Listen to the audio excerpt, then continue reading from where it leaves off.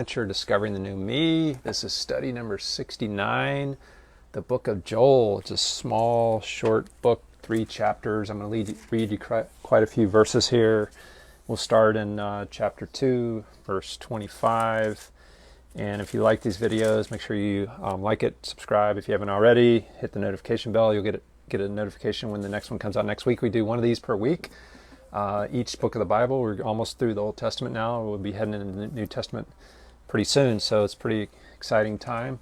Let's look at verse 25, chapter 2. It says, and I will make up to you for the years that the swarming locust has eaten. And it's just a good promise for all of us, like things that have gone bad in our life, things that haven't worked out so well. God promises here He's going to make up for those years that the swarming locusts have eaten. And let's look at 28 here. This is just kind of a brief overview of the book of Joel. You can always look at the Bible Project videos. They're really good at explaining the whole overview as well, maybe a little more in depth. I'm just going to give it a quick brush here, but verse 28 says, and it will come about after this, and I will pour out my spirit on all mankind, and your sons and your daughters will prophesy, and your old men will dream dreams, and young men will see visions.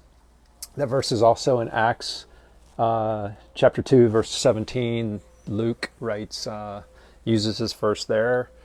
And then let's go back to verse 10.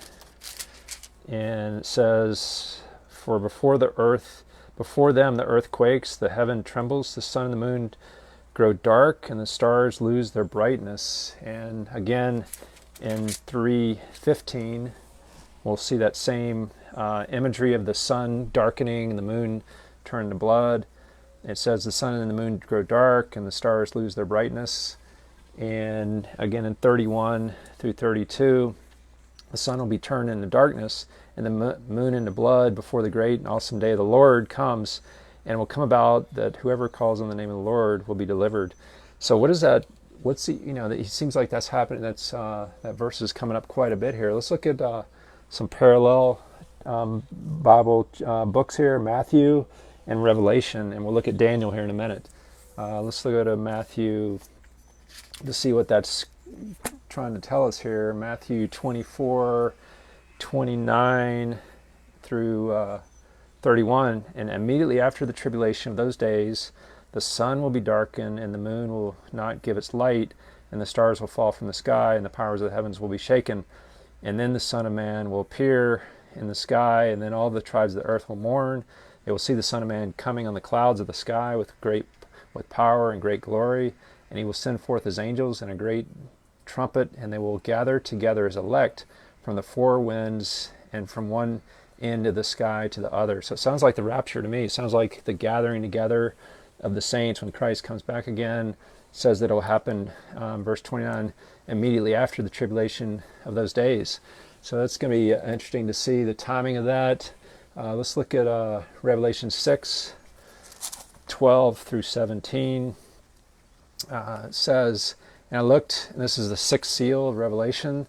The 5th seal was the martyrdom of the saints. 6th seal is, and there was a great earthquake, and the sun became dark as sackcloth made of hair, and the whole moon became like blood, and the stars of the sky fell from the earth. Kind of heard that before, haven't we? It says the sky was split apart like a scroll, and then it says the kings of the earth and the great men of the commander and the rich and the strong and every slave, free man, hid themselves in the caves. I'm just kind of skipping through this a little bit, and it says, they wanted the mountains and the rocks fall on us and hide us from the presence of Him who sits on the throne and from the wrath of the Lamb. So it sounds like the wrath of God is getting ready to be poured out after the 6th seal here. And we see the 7th seal is the beginning of the trumpets and the bowls, which are the wrath of God. And we've gone over that in Revelation. I've got 4 parts on YouTube and study the book of whole Revelation, the whole book of Revelation, so you can go look at those. Let's look at over here back to Joel and look at chapter 3:13 and 14. It says, put in the sickle, for the harvest is ripe. Come tread, for the winepress is full. The vats overflow, for the wickedness is great. Multitudes in the valley of decision. So we got the valley of decision here. And then let's look at this verse 13 when it says, put in the sickle for the harvest is ripe. Let's compare that to Revelation. Well, let's talk about the day of the Lord first. Let's look at all these verses that Joel talks about the day of the Lord in chapter 1. I'm not going to read them all, but you can look those up. It's chapter 1, verse 15.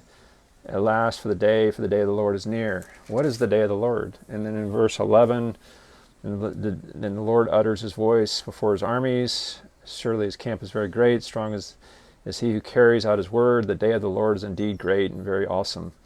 So again, and he mentions the day of the Lord again in 31 and then 3:14. Let's go back there. 3:14, multitudes in the valley of decision. For the day of the Lord is near in the valley of decision. So let's look at, go to Daniel and see if we can get some understanding of when this day of the Lord might take place. Like, one could say right now, the Lord's going to have his day. As they say, that's kind of a saying, like right now, maybe the devil's having his way, maybe he's having his day, but there's coming a time when the Lord, and of course the Lord is in control of the whole thing, the whole big picture and the whole big story, but he will have his day. And let's look at Daniel, what he has to say about that in chapter 9, verse 24. As far as the timing goes, it says 70 weeks have been decreed for your people in the holy city. And so he mentions this 70 weeks, and then in verse 23, he says 7 weeks and 62 weeks. So 7 plus 62 is 69. And then he says after the 62 weeks, the Messiah. So after the Messiah, there's 7 weeks. Each week represents a year. So or 7-year period of time. So it's 70 weeks times 70 is 490 years. You can go kind of study that and see what the timing is. But it talks about the Messiah coming after the 7 weeks. That's the 7 times 7. Then you have the 62 weeks, and then the Messiah. So that leaves one more week left. So we have 1 week left, and it says in verse 27, he's talking about the Antichrist here, will make a firm covenant with the many for the 1 week. In the middle of the week, he will put a stop to the sacrifice and grain offerings on the wings of the abominations. And he just talks about the abomination of desolation at that point, at the middle of the week, the middle of the last, and 1 week again is a 7-year period of time. So the Antichrist in the middle of that week, and we'll see over in, let's go to chapter 12. I did also a video on Daniel. You can go review that, but I actually kind of left out chapter 12. So we'll go over that and look at some of the timing of this here. It's, let's see, I'm just going to scan through this. It says it's a time of distress has never occurred. And then, and you need to be, it says everyone who is found written in the book. So you can relate that back to the Revelation. We talks about the book of life, if your name's written in there. And those who sleep in the dust will awaken to everlasting life. He's talking about the coming, and those who have insight will shine brightly like the brightness expanse of the heavens. He says, he's talking about the end times here. He says, until the end times, knowledge will increase.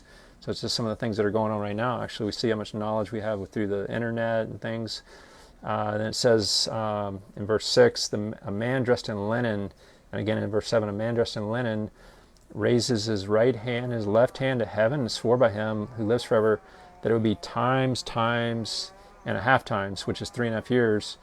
And so that's kind of a confirmation of our timing there. And then he says in verse 9, until the end, again he mentions the end times. He mentions verse 11, the abomination of desolation again is set up. There will be 1,090 days. That's actually 43 months, which is 3.5 years plus 1 month. And then he says, verse 12, how blessed is he who keeps waiting and attains to the 1,335 days. That's an extra 45 days. So you had the 3.5 years plus extra month plus another 45 days. So say 2.5 months.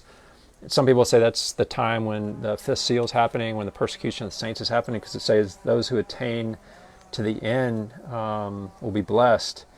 And we can relate over to Revelation in chapter 12, Revelation verse 6, and see how if that helps us understand kind of timing of the Antichrist and when the tribulation of the Antichrist will occur for 3.5 years. There'll be a peace accord, and then after the fifth seal, which is the martyrdom of the saints, we see the sixth seal of Christ coming back again and bringing his wrath down for the next 3.5 years, and that would be the day of the Lord. That's when the Lord will have his day over all evil in the world. And let's see if some of these verses confirm that. And I really encourage you to read chapter 6 here we've referred to in Revelation chapter 12. Read all of Daniel chapter 12 in parallel, and then read especially Matthew 24 and see how it all lines up really clearly.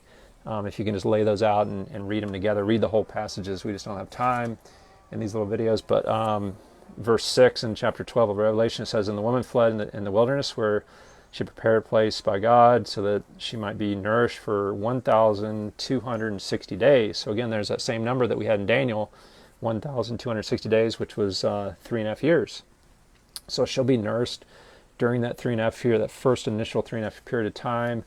And then in verse 14, "And the two wings of the great eagle were given to the woman in order that she might fly in the wilderness, where she is nourished for times and a half times." Again, 3.5 years. So it's kind of interesting. She's going to be nourished during that time. The body of Christ, the church, I believe, is going to be taken care of. And then there's going to be a time like never has occurred before. Let's see if we can read that.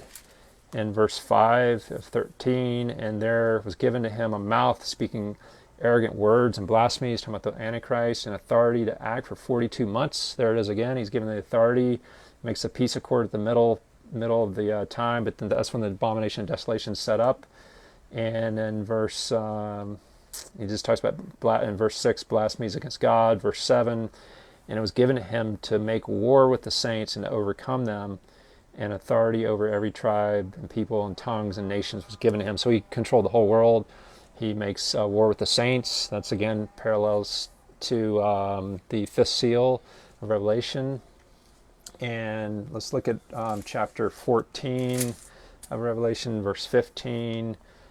And it says, and another angel came out of the temple crying with a loud voice, and sat on the cloud, "Put in your sickle and reap, because the hour to reap has come, because the harvest of the earth is ripe." So that's the time of reaping. And let's go back to Daniel and look at chapter 3, verse 14 again, and see if there's a parallel there. Multitude in the valley decision, for the day of the Lord is near, the valley decision. Before that, in verse 13, "Put in the sickle, for the harvest is ripe." Again, and "Come, tread, for the wine press is full." So that's going to be the wrath of God being poured out. In Revelation, when it talks about the wine press of God, let's read that again one more time, 14 and 15. Chapter 14, verse 15, it says, "And I saw another angel, put in the sickle, for the hour to reap has come." And then on down here it says, "And the angel swung a sickle to earth," this is verse 19, "and gathered the clusters of the vine in the earth, and threw them into the winepress of the wrath of God." That's when the wrath of God is come, and he's gathered together his saints before them. And it's really cool. He talks about the valley decision. We have a decision because we have free will. God's given us a choice. Are we going to, be on the Lord's team, basically? Are we going to be part of his kingdom? It talks about the books of life. Is our name written in the book of life? We can know that by accepting Jesus, the promised one, the one that came, that shed his blood for our sins, and died, was buried, raised from the dead to give us newness of life. And when we're born again with a new identity, we're part of that team. And when the day of the Lord arrives, the wrath of God, we won't be part of that, because we're going to be taken out at about just after the midpoint, when we see that the Antichrist is persecuting the saints. There's going to be a lot of turmoil. If we die before that time, that's fine. We won't go through that tribulation period of the Antichrist. But who knows what the timing is? But we have a choice, and we still have a choice. Even though we have a new identity, so we have a choice sometimes to walk after the Spirit, or we can walk after the flesh. We can trust and not fear, or we can sometimes fear, and there's always consequences when that happens. But when we walk in faith, we can believe and know that God has our best in mind. We're not destined for wrath, which is a huge blessing. We're free, and this is just a great story for today and for maybe future generations. And I encourage you to read it with somebody else, get in the Word of God. I mean, it's so rich, and especially when you read these parallel passages all in one sitting, it's this should really give you faith and really encourage you in this day. God bless you.